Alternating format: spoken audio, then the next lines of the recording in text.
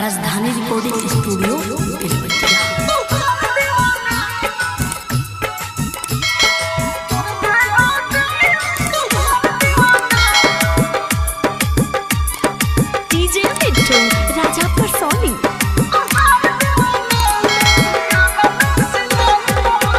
लोग कहे कि पढ़ाई करता साला झूठों के बड़ाई करता।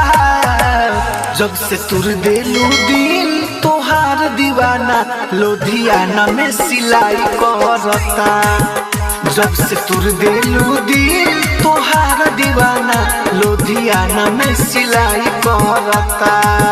लोग कहे कि पढ़ाई करता साला झूठों के बड़ाई करता। जब से तुर देलू दिल तोहार दीवाना लुधियाना में सिलाई करता। जब से तुर देलू दिल तोहार दीवाना लुधियाना में सिलाई करता।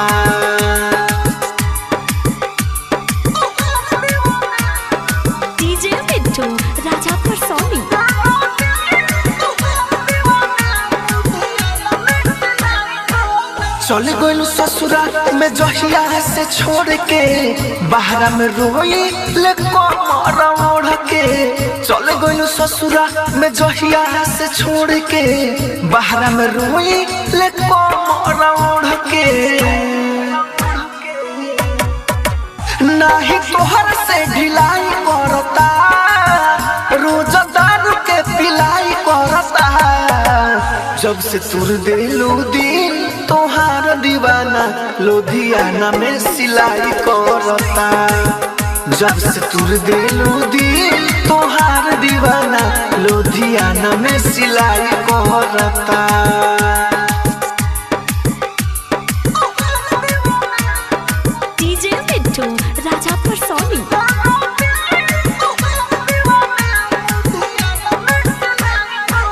तोहरा से प्यार कोइले रोनी जितना चाव से उतने बनो फरक अब तोहरा नाम से।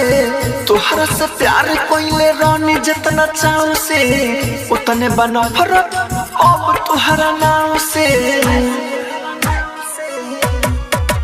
कृष्णा सब के भलाई करता राहुल अनिल हो ढलाई करता। जब से तुर देलू दिल तोहार दीवाना लुधियाना में सिलाई करता। जब से तुर देलू दिल तोहार दीवाना लुधियाना में सिलाई करता। राजधानी डिजिटल रिकॉर्डिंग स्टूडियो बेलवतिया।